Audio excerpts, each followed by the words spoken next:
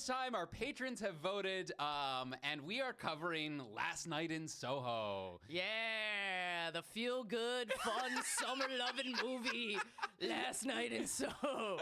Woo! What a romp. I was so you had not seen this movie No, before. I had not. Okay, what did you think of it? Because, I really enjoyed this movie. I thought it was good, but I think you gotta be you gotta be in the mood. Yeah, it's dark. Yeah, pretty dark. Yeah, it's It's like a lot, I would say 90% of this movie is just watching confident women get all their confidence stripped from them, and you're just okay, like, yeah. God. No, that's Okay, I see your point. I see your point. No, it's a dark movie. Yeah, it's good and it's beautiful and I think there's a lot of good parts to it. But I was like, oh man, all right, and I need to go. I just felt like I needed to go for a walk in the sunshine afterwards. You know what I mean? Yeah, fair enough. I need to say hello to some friendly faces. You need to see a squirrel. Yeah, well, yeah, you would. Yeah, you love squirrels. I do. But yeah, no, maybe a couple of dogs for me. But yes. Yeah, absolutely. Well, guys, if you have not seen this movie, well, first of all, before we get into that, I do want to apologize to our patrons out there because I thought I was doing something really clever by doing this is like a revenge theme poll this movie this month, and I was just like, most people were like, we haven't heard of these movies. Oh no! So I apologize. I got a little too clever for that. But okay. I really like this movie, and if you haven't seen it, I would suggest you check it out. Maybe take Rebecca's advice too, where you're like, yeah, you want to be in the right mood for something a little dark. Yeah, you gotta be in the mood for it. Yeah, get your triggers up. Yeah. Trigger warning. But if you have not seen Last Night in Soho, basically we start with our main character Eloise, who is this young girl living in this this country town, this British town, and she wants to go to London and become a fashion designer for school. We learn that her mother has passed away, has committed suicide when she was very young, is living with her grandmother, and that she also has this gift where she basically sees dead people, is essentially what we establish right off the top. She's also obsessed with the 1960s and all the stuff that her mom would have been into, whatever. So she gets into this fashion school in London. She goes, and it's a great time, or not a great time, actually. She basically has this worst day at the first day of college you can imagine, decides she's not going to live in student housing, moves out, finds this room for rent from Miss Collins, and it's just this old, outdated room on the top of this house. And as she goes to sleep at night, she starts dreaming of the 1960s or having visions of the 1960s. And very particularly this woman named Sandy, played by Anna Taylor-Joy, who is wants to be a singer and an entertainer in 1960s London, which is all glitzy and glamoury and all the rest. And through this sort of dream, Sandy meets Jack, who's I can get your career on tracks, whatever. And then Eloise is enamored by this romance of it all, and all how great it is. And then over subsequent nights, it turns into this absolute horror where we find Jack is this violent pimp who is getting Sandy into prostitution and all the rest. And then one night, Eloise basically sees Sandy in her bed in her room, presumably being stabbed to death by Jack, blood everywhere. So she is convinced that Jack has killed Sandy in the 1960s. She's going fucking nuts at this point. She's seeing ghosts of dead men everywhere. She's I said, super light. She's but she's also at this point started dyed her hair to look like Sandy and all the rest. And there's this creepy man who hangs around the bar where she works, who's I know all the girls. And she becomes convinced that this old man is Jack, that he has murdered her in the 1960s. But then as the dreams go on, we do discover that that old man is not Jack. And we see in another dream that, in fact, Sandy killed Jack, not Jack killed Sandy. and there's all these little hints of like men missing throughout Well, the I don't thing. think she sees that in a dream. It's like she gets told that, and then she sees everything. Oh, right? you're right. Like the landlord's like, it's Yes. me. So yes, the big twist is that her landlady is Sandy. They do some little clever things there with that, and that she's been for years killing these creepy men in Soho and basically stuffing them in the walls of her house. And at the end, she tries to poison Sandy for like going to the police and figuring her out. And then the whole house burns down, and Miss Collins / Sandy just is like, I don't want to live like this anymore, and like sits in the burning building and dies. But it turns out the creepy old man was actually the vice cop who was like trying to get women out of the prostitution ring. So anyway, it's I don't know. I know that's weird to say this is fun, but like the cinematics of this movie are beautiful. Yeah, it's really cool looking. Yeah. I love all the music. I mean, I'm a big oldies fan. Oh so yeah, like, yeah. I really had a lot of I don't know how to say it, like connection with her a little bit, because I'm like, oh, like I love to sew, I love fashion, I love the oldies, I love 60s fashion. Like I was just the whole time I was like, well, this is at least fun in this respect. Oh yeah. And maybe we'll get into it a bit, but like the staging and shooting of this is absolutely unreal. But we'll get to that in a second. And we'll get to who we think the villains of this movie are in a second. But first, we just want to thank our sponsor for today's episode, TeePublic, where you're gonna get your next great tea. TeePublic.com. If you haven't heard of them, you have now. This is where you want to go for your next really cool tea. Yes, TeePublic has unique and nerdy designs available for like tank tops, t-shirts, hoodies, mugs. I mean, maybe you're a real ladies man. Maybe all these women keep taking all your teas. Time for some new ones. Oh, okay. yeah. And probably a Villain Was Right tea, if I was to recommend. If I was to, I don't know, maybe you want one of those. Yeah, maybe a Villain Was Right logo. That's actually how most people hear about podcasts. Is they steal their boyfriend's shirt that has the logo on it. So get 2 or 3. Get 2 or 3, and then you'll never run out. Hoodies as well. The old the girlfriend hoodie thing. A little couple 2 sizes too big, but anyway, try that. We've got amazing designs. We also have the great one, which is the break glass in case of emergency from our Gone Girl episode. Absolutely. I love this design. Fan made. Love that. Just gorgeous, guys. So if you want to head on over to vwrstore.fromsuperheroes.com to check out all of our merch and favorite designs from TeePublic, that's vwrstore.fromsuperheroes.com. And thank you to TeePublic for your support. And now it is time to talk about how many freaking villains are in this movie. Holy shit. It's pretty chock full of villains. Oh, yeah, it is. All right. I would love to start with a villain that I'm like, you are not correct. You only have 1 point where you're like, oh, yeah, that's correct. But up until that point, I'm like, nah, bitch. And it is Miss Bully. Jocasta? I'm just going to call her Miss Bully. The roommate. Yes, the roommate. I hate her. They did such a good job of making me hate that bitch. I was like, this motherfucker. From Jump Street, because I was like, first of all, we all know this woman. Yeah. We all know this one-uppy, I'm going to make everything about me, and if you say a story, I have to one-up it, and I'm going to pretend I'm your friend, and then I'm just going to shit-talk you like crazy while I'm doing cocaine in the bathroom. We all know that bitch. Oh, yeah. Oh, absolutely. The scene where she moves in and is just like passively aggressively like, oh, you made your own, you came to fashion school and clothes you made your own. I don't even know if that's passive.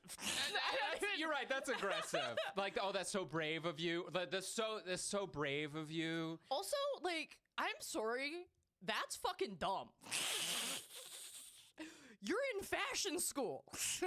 Yeah, presumably we all have. I would assume I would do that so fast. I'd be like, if somebody said that to me, I'd look at her and be like, you're such a dumb bitch. Like, what do you think we're here for? Yeah, do you know how to run a sewing machine? Like, are you okay? Like, should you be here? What do you mean? We can all buy clothes. Yeah, ew. Like, what do you...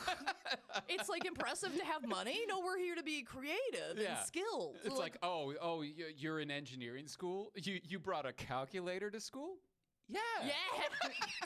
We're all going to need this skill, man. Yeah. It's like showing up and being like, so, like, I'm kind of good at math. Like, yeah, and then being like, oh, what a nerd.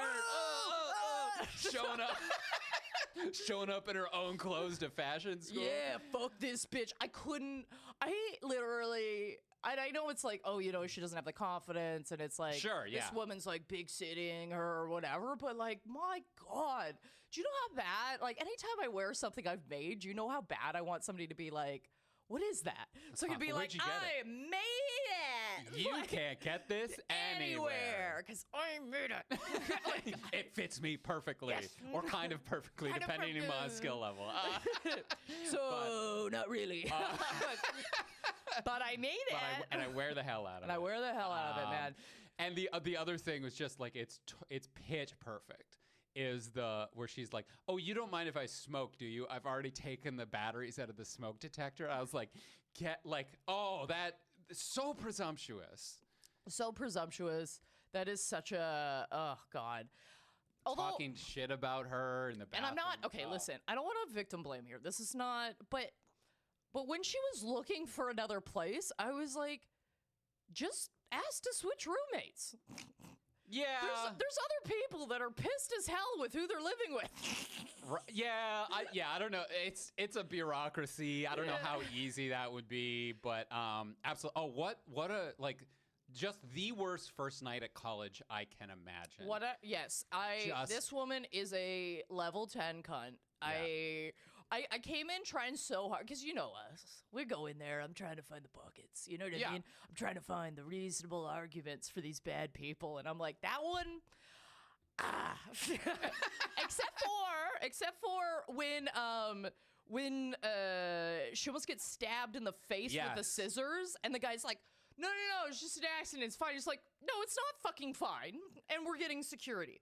The fact that girl was allowed to then end the year and like be in the fashion show and everything, I'm like, I really hope that was like after like she saw someone for a bit. Counseling? And, like, there was like some extra steps here because like, I wouldn't, if somebody tried to stab me in the face with scissors, I'd be like, well, they don't go to school here anymore, right? Like, yeah, or at least not after, like, because Eloise at that point has been seeing ghosts and like not sleeping. Screaming and like in class, running out of class, like your mother was mentally unwell. Yes, and let's talk for a second. She goes to the cops, right? And the cops are like, well, we don't believe you. Because Eloise's story is that she's like, every night I go to sleep and I'm transported to the 1960s where I met this beautiful girl named Sophie who was murdered by her vicious pimp. And it's like, I have information about that. You go, okay. Like the cops being like, okay, you're a student, right? You're new here. Yeah. London can be hard. Have you taken any drugs? You were at a party before this happened. Did someone slip you something? Yeah. Your family has a history of mental illness. Like they were like legitimately asking all the questions that you should have in that scenario. Yeah. Where they're like, you did the right thing. You came to us, but it's not for the reason that you think. Yeah. You know, it's like we know this situation. Does a 18, 19-year-old girl visiting London for the first time have information on murders that happened in the 1960s? No, of course she doesn't. Prob's not. Prob's not, right? What's more likely is that this girl is having a mental break, which all indications are that. Yes, and I mean, who amongst us has not had a little mental break at a moment? Okay, who amongst us? I'm not here to judge. Oh, no. No. Life is hard sometimes you see people getting murdered in the 1960s and sometimes you're hugging your best friend at a comedy bar being like, nobody likes me. You know? Yeah. To just pick a random example. Well, I think and just to veer off a little bit, I think the real villain here is isolation, man. Like you should not, like the entire time I was watching this movie, I was like, ask for help. Tell someone. Yeah. Don't invent, like literally just sit down with another person and so one other person knows what's going on. Or like tell your grandmother to be like, is this what mom was going through? Or like something. Like I was just like so upset for her the entire time because I was like, you need help. Somebody help this girl. Like regardless of the fact that what you're seeing actually transpired. Like, no. Or depending on how you look at the movie. Oh, interesting. You know what I mean? Like, you could look at the movie like it's supernatural and she has this supernatural power of being able to, like, see and feel and hear these ghosts or whatever. Yeah. Or you could just look at it like she had a full mental breakdown and burned down a building. Oh, is that? Did you not grab onto that at all? I was just kind of thinking the entire time. I was like, what maybe because it's like a lot of the people's names aren't their names, and like, you know what I mean? When they're like, oh, like that, his name's not Jack, his name's Lindsay. Like, and it's like, oh, like who have you been talking? Like, what conversation have you been having in your head? Because it's like, yeah, we're seeing you talk to these people, and we're hearing this conversation, but we're watching it through your eyes. This could all be. Oh, excellent point. So this could all be made up. The only thing I would say is the ending then, where Miss Connor sort of reveals herself and says, like, this is what I did. Are you thinking that's also in her head? Yeah, it could be. No, that's what I'm saying. No, you're right, because John is there. Mm. He shows up, but not for the confession. It's only her and Miss Collins in the room. Although he does get stabbed, doesn't he? He does get stabbed, and he gets taken away. So that definitely happened. But, like, maybe that's because Eloise was, like, burning the place down, or like, you know, it's just like, and also this is a man. I was just trying to look at it from all the different angles. Right. I was like, maybe none of this happened, because I'm also like, there's a lot of like the names, a lot of bad motherfuckers in this movie, and I kept going, well, how would they be right? They could be right if they didn't exist. They could be right if it never happened. They could be right if this is all in Eloise's head. Because I think the main villain, and I think the reason that we're doing this movie is Miss Collins. Okay, yes. Slash Sandy. Yes. Who has been killing creepy men in Soho for like longer than most people have been at their jobs. We do stand a girl boss. Like like this woman could stop killing men in Soho and they would give her a gold watch. Like that's how long she's been doing this. You know what I mean? Like they'd be like a gold watch. Yeah, congratulations on your retirement. Yeah. It's engraved. Yeah. Just on the back, it's like they had it coming. They had it coming. Which, I don't know. Like, I feel like I need to defer to you for that. What do you mean? Oh, just like the murder and the creepy men. She's girl bossing, all right, for sure. I would say, listen, here's my thing. Okay, if you're gonna murder a bunch of men, okay, right, and you're just your walls are just chock full of dead bodies, just full the fuck up of dead bodies. I don't know if I'm renting out the rooms. I don't know if I'm renting those rooms out. Yeah, I gotta be honest with you. Fair enough. I don't think I'm putting motherfuckers up there. Okay. Yes. Now. I wrote down, if I was murdering people and stabbing the walls, I simply wouldn't have rented my room to a girl who can see the dead. Yeah, like, or just anybody. You don't know what's going, you know what I mean? Smells like, and... Which she mentions off the top. She's like, oh, it's from the sewers. In the summer, you have to plug the drains. There's... While watching this a second time, there's so many great little things that go like that's great. Yes, I did not notice that. Yes. Little diversion here to the guy who's Lindsay, right? So the creepy old man in the bar who she thinks is Jack. Yeah.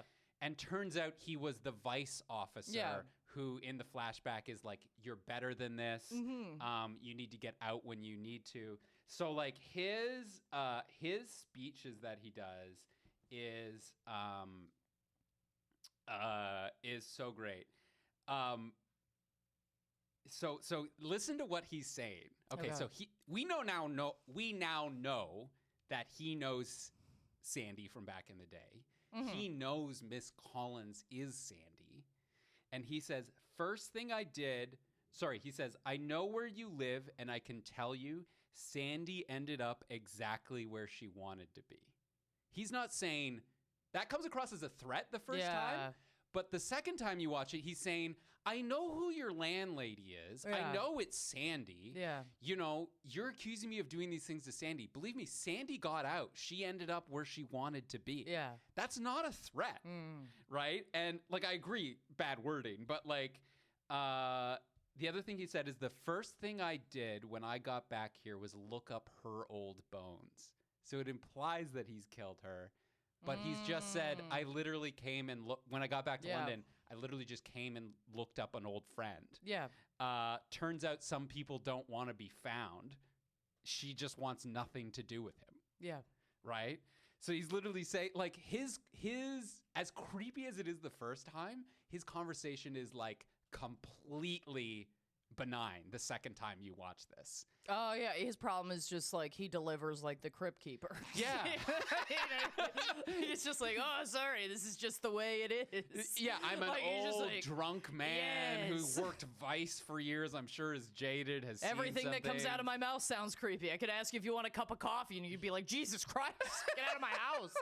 Yeah. Oh, God. But you're like, oh, turns out he's kind of the good guy of all this. He's like, I'm looking you up. Or like when he's like, oh, I know all the girls around here. He means because he was a Vice cop and was like had relationships with all the sex workers in Soho and knew who they were and all the rest. And he's like, oh, who's your mother? Like, you look like somebody. Like all of that is, oh, I actually know these people and I'm just a barfly who, Yeah. I would argue over all else, the... This is an insane statement. The murder I would most agree with. let's not, you know, deny. We're defending murderers. Yeah, is the murder of her pimp, of course. Oh, Jack is. He is literally trying to kill her as it's happening. Like, yes. You know what I mean? Like, it's like the knife is there. She's like, no, fuck you. Oh yeah. No, he's indefensible as a villain. No, I think. Like, pulled her in. That's not, you know what I mean? Like it's one thing if you're like, oh, I would like to get into sex work. That is something I would like to do. This is a way I have agency. Yes, this is how I control. This is, you know what I mean? Like, yes, absolutely. Okay. You're being forced into it. That's not what you wanted. This is all very bad. Yeah, stab that man. Stab that man. Stab an abusive pimp. Stab an abusive pimp. And I think the implication too is that all these other men that Eloise is seeing the ghosts of all the time, also were like creepy bad men. Well, yeah. Because there's a reason why that cop's still alive, or was. Yeah. Well, yeah, and it's like all clients and things like that she takes them back to her house and kills them or whatever. Yeah. But I think, like, in some capacity, like, we're meant to understand, like, these weren't good men. Like, these weren't, you know, just customers or whatever. These were... That montage of, like, the men being like, well, that's a lovely name. That's a lovely name. Lovely name.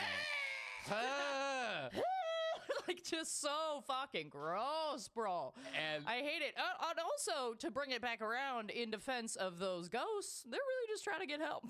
Well, yeah. They just want to get shipped, man. They're like, could I just not be a ghost anymore? Could I just not be in the walls of this place for another minute? Because I'm losing it. I'm losing it. But what I will say about these ghosts, and you got to give it to, like, ghosts who are killed for being creepy men, that they don't know any other way to ask for help.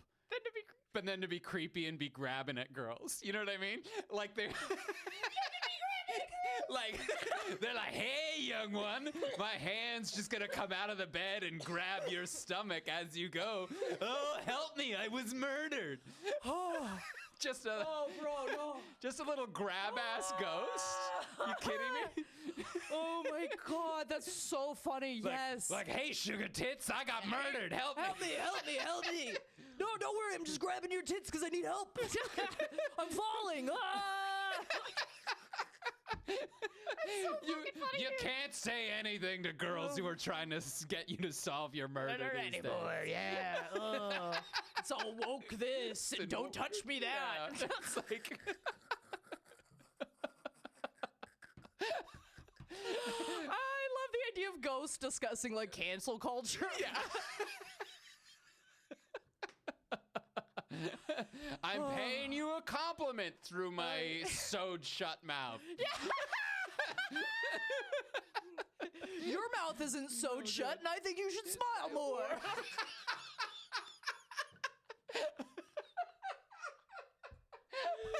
Oh, you'd look better if you smiled more.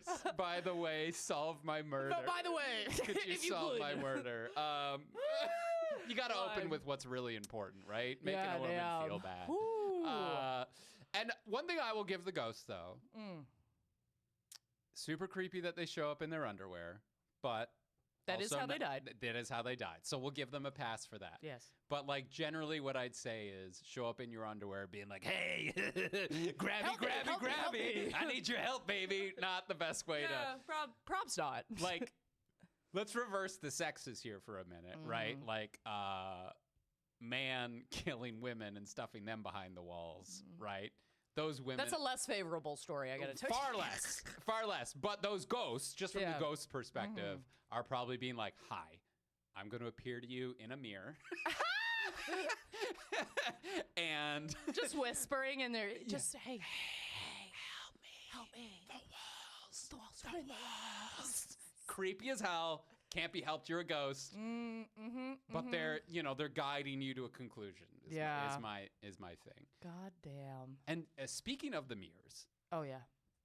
Gorgeous. This movie.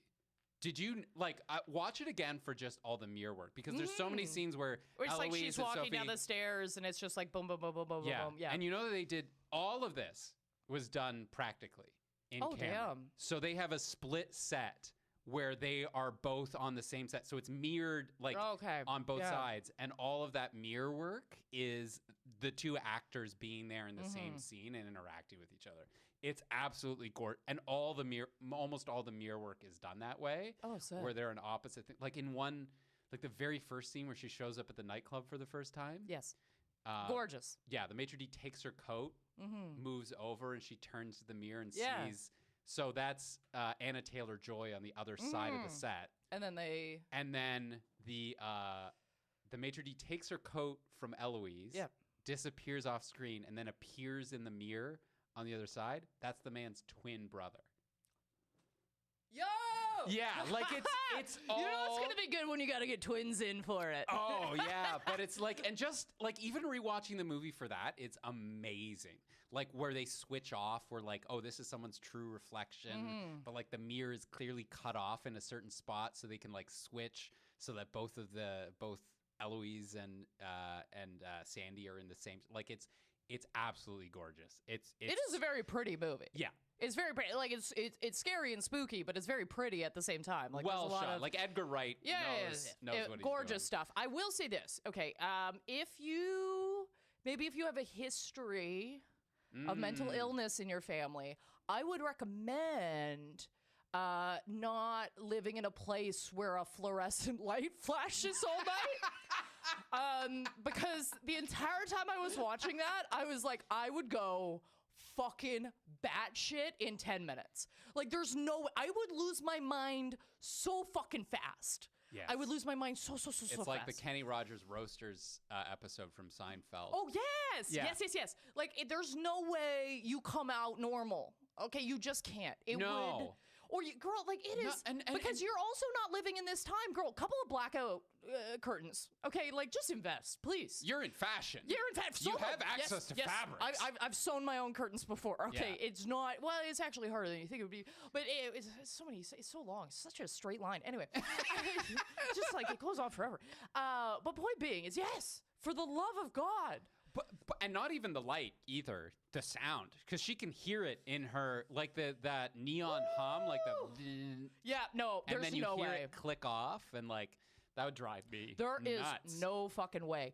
But there is, this movie does a very good job of painting this very, I don't even know how to describe it. This, I don't know, this state of, being mentally unwell, I guess. I just, it's like this idea of like, okay, I'm not having a good time at school, so I'm going to go home and retreat to the, like, I'm literally going home to go to sleep early so I can live in my own head, which is very much a depression. That's your depression era right there. I'm going to listen to music, fantasize. I'm actually going to put myself in a different place and state. Like, that is so, like, I'm like, yeah, this woman needs assistance. She needs to say something to her grandmother, like, the entire time. And, like, I get it, and we all do it. And, of course, that's a device of the movie. And also just, I believe, fundamentally human nature. Like, to be like, I'm fine. But I'm like, girl, you're not fucking fine. I want things to be fine because I want to do well at this. Yes, and I don't want to fail, and I don't want it to seem, because it's not really failing, but it's like I don't want it to seem like I'm failing, or that I'm not up to this, like, or everybody told me it was going to be tough, or like my grandmother said it was going to be tough, and I don't want to prove her right. Because you want to be strong. Yeah. Just ask for help. Oh my God. Okay, you gotta tell a couple people about it. Everybody needs a friend. You need one. Okay, like you need somebody to look at and be like, honestly, even if this girl like had a dog, that probably helped. Yeah, I will say John in this, the sort of boy in her class. I love him so much. He's very nice. He's so sweet. I love him so much. I do think he was trying to be that for her. Oh, absolutely. Sweet baby cherub. I have nothing bad to say about this guy. I was like, because normally, I will say this, when I watch a character kind of try to like, seem to pursue somebody and really not take no for an answer, I really hate that, but I didn't feel like that was what was going on here. It always felt like there was an extension of friendship regardless. Do you know what I mean? Yeah, like it was like reaching out. Yeah, being yeah. Like, I'm well intentioned. Like I like you, but if that's not going to be the thing either, that's fine. Like you just seem like you need help. Somebody. Yeah, you need somebody to talk to. You need someone who's there unconditionally to be like, yes. You want to get at it. You want to go? Do you like?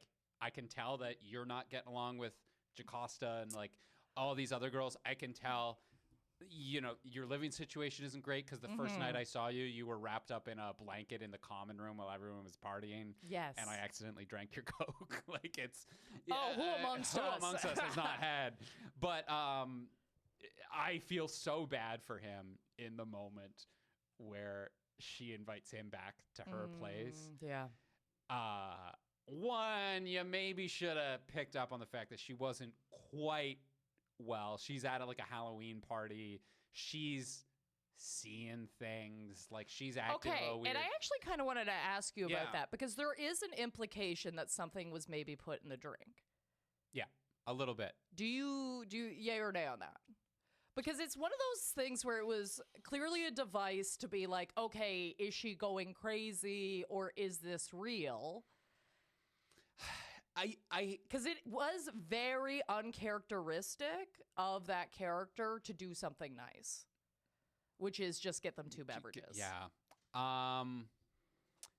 I hadn't really considered that until you were like, well, what if none of this happened? Right? Well, because if it didn't happen, that's absolutely the reason. Like, that's the reason she's running through the streets. That's the reason she's freaking out and seeing things. Obviously her imagination and whatever is overactive anyway, and she's already having these, I'll call them delusions or hallucinations or whatever. And like, I'm sure if there's something in her drink, that's only gonna put it into overdrive, right? But as I feel like the movie plays out, no, I think she's just finally reached a breaking point. Or maybe that there were drugs in there and she reached her breaking point anyway. Yeah. You know what I mean? Like, it's like, oh, I do legitimately go and see dead people at night and I'm seeing ghosts everywhere. And a little bit of like a party drug in my drink is not going to help that. Yeah. Yeah, because in the same time, I think that was more to just kind of instill doubt. I don't think that girl would put drugs in their drink. Firstly, because she does drugs. You're not going to waste good drugs on somebody you don't like. Ew. What do we... No, these are my... Do you know how expensive drugs are? In London? In London. Craig. Okay, that's... I can only. It's got to be expensive. Sure. You know, It's a weird supply and demand sort of yeah, thing. it Like is. a bigger There's market. I feel like there's a lot more Coke in Europe. But anyway, I don't. Let us know. Hey, what are your Drop thoughts? in the comments. Anyway, so yeah, I think that was more of just like, oh, I'm gonna give these two people drinks and let's see what happens because this Like this she's this not a country party mouse, girl. yeah, Yeah. this country mouse isn't gonna do well if she gets a couple of drinks in her or whatever.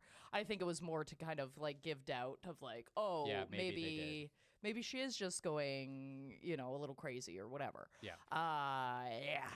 But I felt for John so much when he gets back to her place. Yeah. And then they're like making out or whatever. She starts Screaming. because she's seen Sandy get murdered, or what she thinks is Sandy getting murdered, in like the roof of her building or roof of her room. Yeah. Is like absolutely incoherent, like can't be reasoned with or whatever. And she's not allowed to have boys back after 8 p.m. And he's standing there in his underwear, his face painted like a ghoul. The ghoul paint, that's so funny. Like just that moment of like, this has suddenly become the worst possible scenario. And the landlady banging on the door being like, get out. You're like, oh no. Yes. Like I'm getting arrested right now.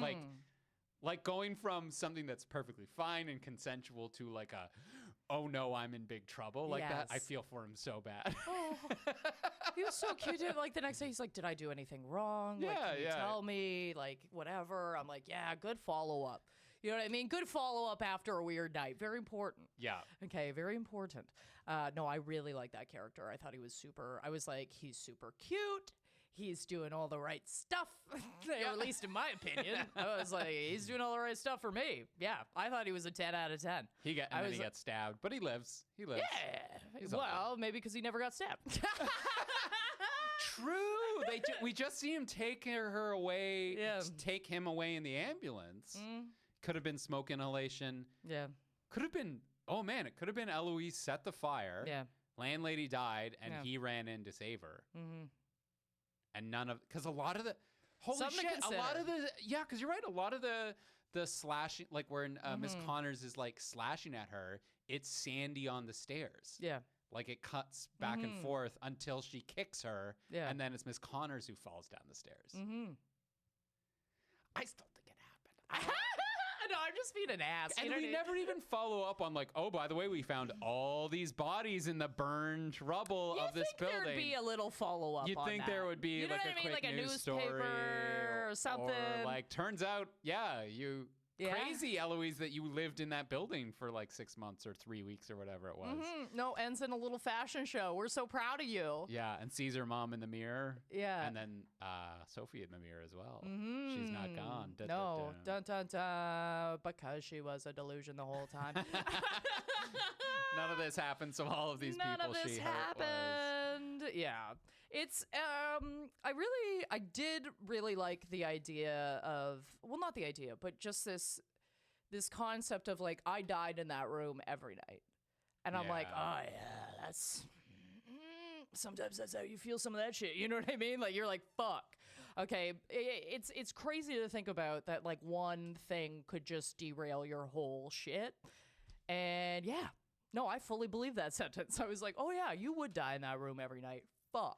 Yeah, like who you are, what you believe. What you It's just want, so heavy, what like the idea of disassociation, and you're just like, I wouldn't be in the room. You know what I mean? Like I'd be somewhere else, all that kind of I'm shit. You're Alex, just like, I'm Andy, I'm oh Sandra, god, yeah, just a light summer film, summer fun, summer fun. You know, I will also say this, and there's a minor villain here I would like to bring up that I don't think is defensible because I think this is the worst pickup line I've ever heard in my entire life.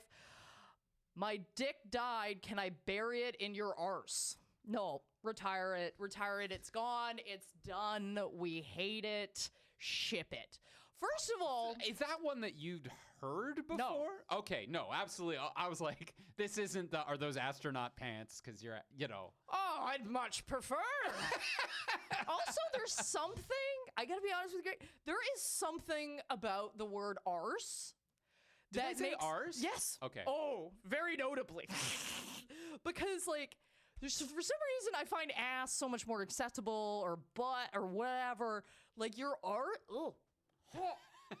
Not my arse. Not my arse, man. There's something. Ugh, I can't even. Stick it in my shitter before you stick it in not my arse. Not my arse, man. I can't. Because I feel like if you say that, you're also going to say it while you're doing it. And I just don't think that that's for me. Your arse. Is it because of the East Coast way of using R's? You know, Maybe. bar, car, far, arse. No, but you made it worse. Somehow you made it worse, Craig. Arse. Bar, car, far. Yeah. No, I agree. I was like, that was so off-putting to me in the movie where I was just like, oh, what an awful pickup line.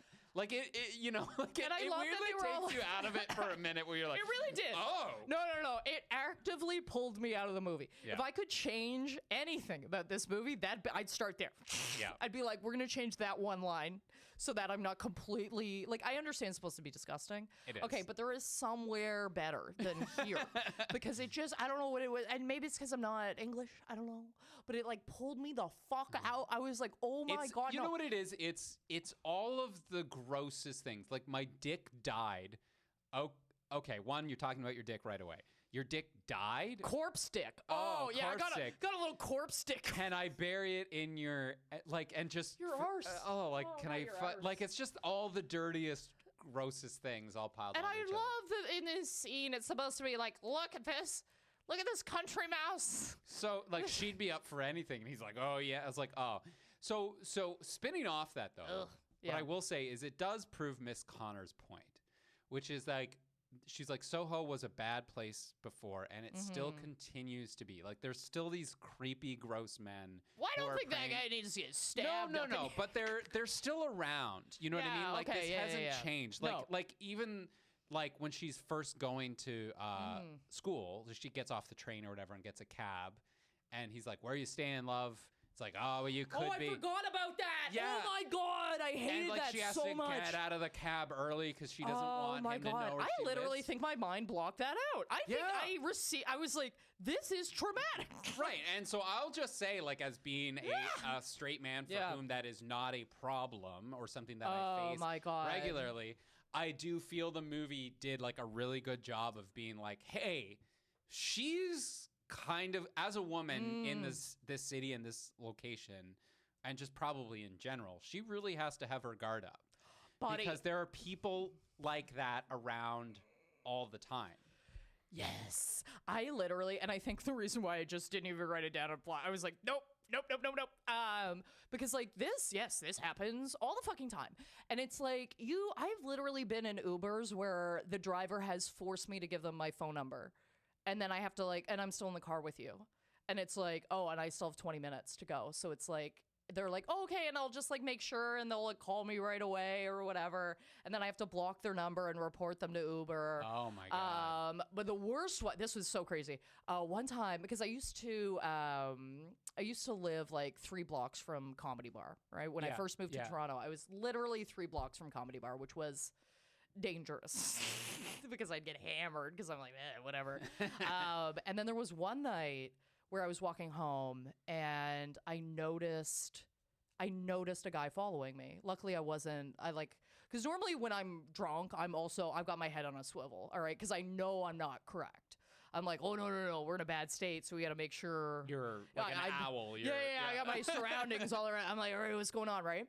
So I'm like, I think in my head, I'm like, I'm pretty sure this guy's following me because he just kind of seemed to keep the same pace as me. And I was like, that's kind of weird. So I slowed down a bit and he slowed down a bit. And I was like, okay, that's kind of weird. And then I thought, I'm going to stop and see if he stops, right? So I pull out my phone and I stop and I look at my phone and he ducks into an alley right behind me. And I was like, oh yeah, okay, it's on right now. Like this is on.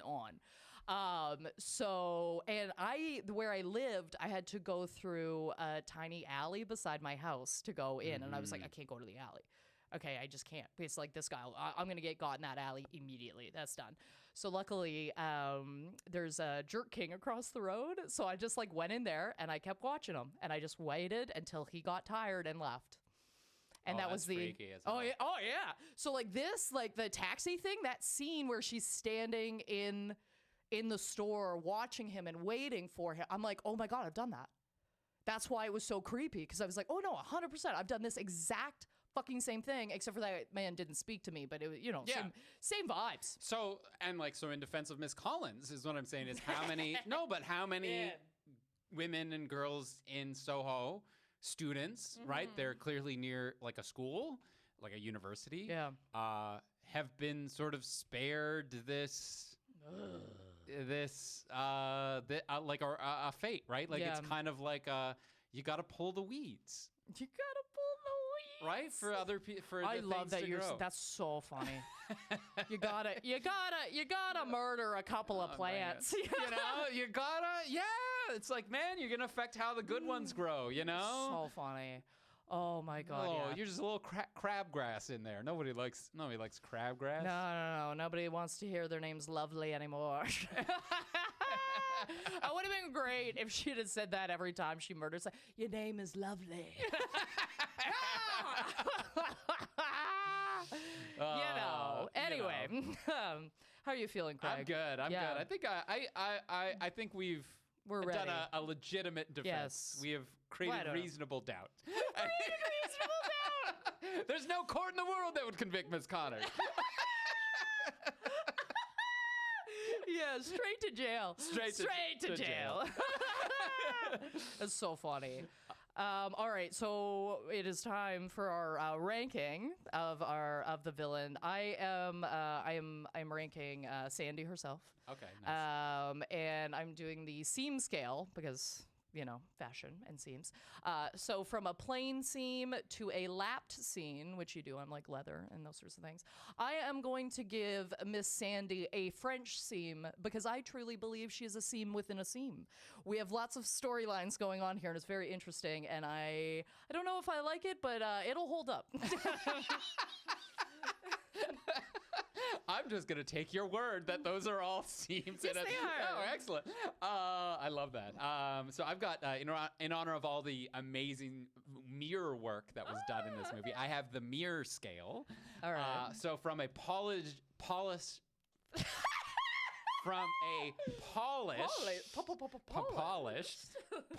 bronze, okay, the original Greek mirror, all the way up to the folding mirror on the James Webb Space Telescope. Marvel of modern engineering. I'm going to give Miss Collins a rear view mirror because with a little hindsight, you can see why they had it coming.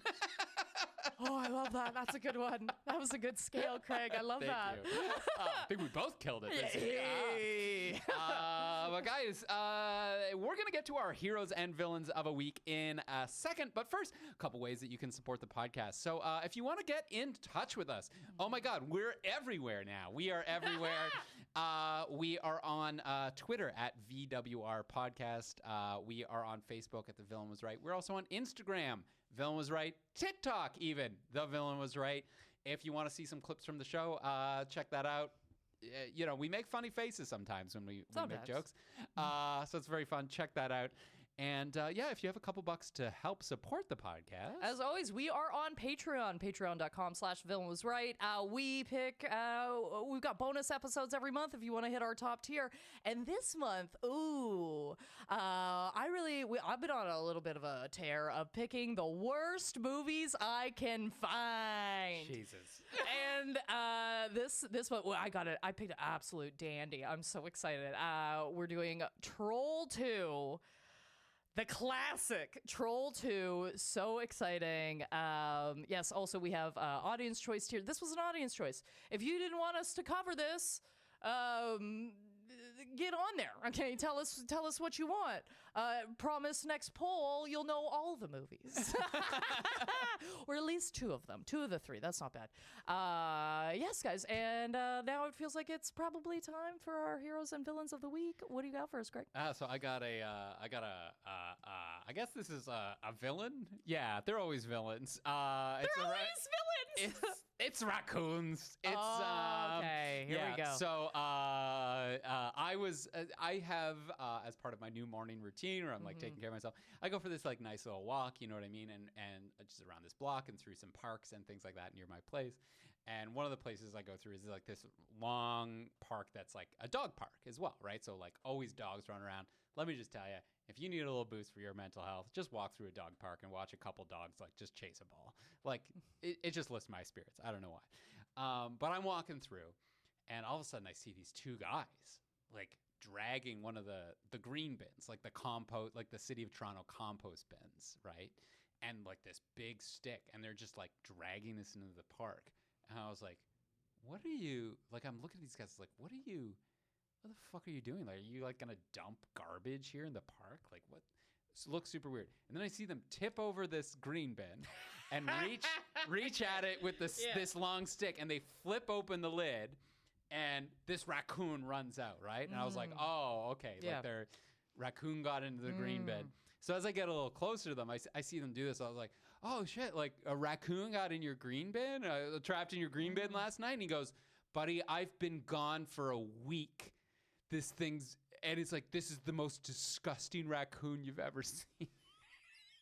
So this raccoon had been stuck in a green bin for a week, and he lifted up, and the thing shot out. Like, it must have been able to survive on like whatever gross shit is in there.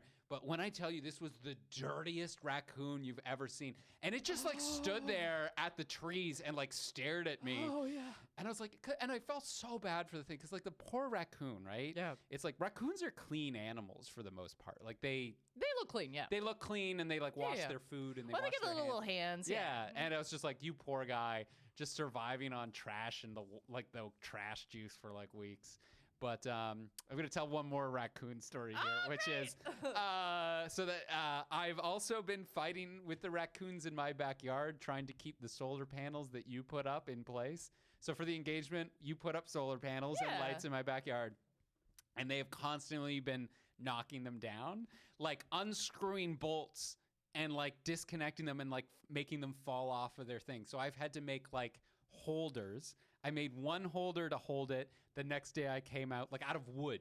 I made a holder out of wood, and they had broken it, and it was like on the floor. So I rebuilt it, and like it's this chonky thing now. It's like bolted onto the thing.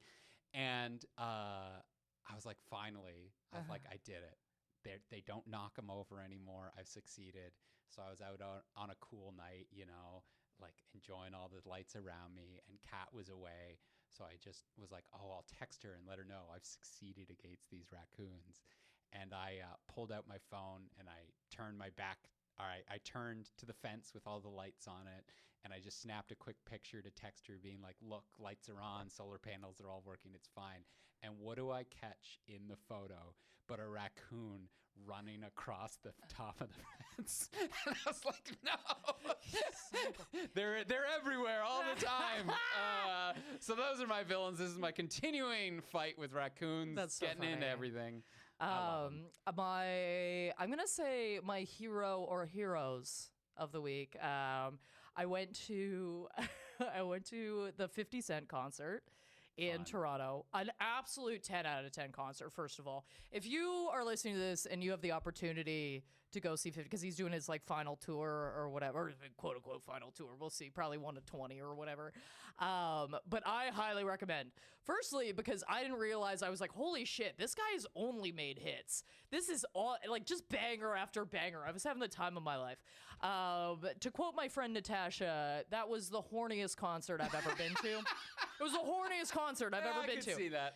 It was crazy. Like they had like, at some point I feel like 30 dancers out on stage. It was fucking nuts. I watched one of his guests. I can't remember what the guy's name is. The birthday sex guy. I can't remember. Anyway, he literally sang into a woman's vagina. He sang right into her pussy. Like, oh, she was on the piano, and he just gave it. Like, he was right in there. That was so funny. But my favorite part, this was my favorite part, it made me laugh so fucking hard. Busta Rhymes opened for 50 Cent, which is firstly insane, because that's kind of the main event for me. I love Busta Rhymes. Like, I love him. I also just think he's hilarious. Like, he's such an insane character, you know what I mean? Like, he's just a very funny person. So he's on stage, and I'm loving life. I'm loving every song that comes on. This is great. And at one point he goes, okay, so I want to hear all the ladies in the crowd. I want to hear you go meow. And I'm laughing uncontrollably, because that is the funniest thing, I think, to get a group of women to do. Now, like, I want to say like 20% of the audience did it, because like a lot of the women are like, I'm not fucking, what do you, meow? What do you know? Okay, I'm an adult woman. Okay, we're all 35 to 40 here. Okay, do you understand your audience, bro? Right. Anyway, so like, I'm laughing, right? I'm in the cheap seats, like I'm on the lawn, right? I'm laughing my ass off. And then he doubles down, he's like, oh, I think some of you don't think I'm speaking English right now. He goes, I want to hear all the ladies meow. And like a few more ladies meow, but obviously you can't say this a third time. So he goes on, he's like, and he says right on the heels of that, without a hint of irony, he goes, I think all the women in the world deserve love and respect. And I was like, no, bitch, you just got us to meow. You can't say that on the heels of getting us to meow, man. I was laughing so fucking hard. It was my favorite thing. I loved it so much. I love you, Busta Rhymes. If you ever hear this, I love you so much. That was so funny to me. Anyway, he's my hero of the week. That's so funny. Sounds like a great concert. 10 out of 10. 10 out of 10. I would go again. I would go at double the price. Okay, like, it was fucking awesome. Anyway, that's it for me. Guys, as always, you can follow me at Rebecca Reeds on any platform of your choosing. Yeah, and you can follow me at Craig Fake Comedy on Facebook, Twitter, and as well TikTok. I'm on TikTok now. I'm doing some pretty fun stuff over there. Check it out if you want to hear me rant about periodic tables and why clocks run clockwise. Check it out. Craig Fake Comedy. You're adorable. On TikTok. And guys, this was us at The Villain Was Right. Next week we are covering The Replacements. I'm so excited to cover this movie. One of my all-time favorite movies. Just like not all-time favorite movies, just one that I've seen a fucking lot of. So I'm really excited to cover it. And this was The Villain Was Right, reminding you, don't rent out your murder room. The Villain Was Right is produced by Andrew Ivimey as part of the From Superheroes Network. For more great podcasts like this, as well as webcomics, articles, and so much more, visit FromSuperheroes.com.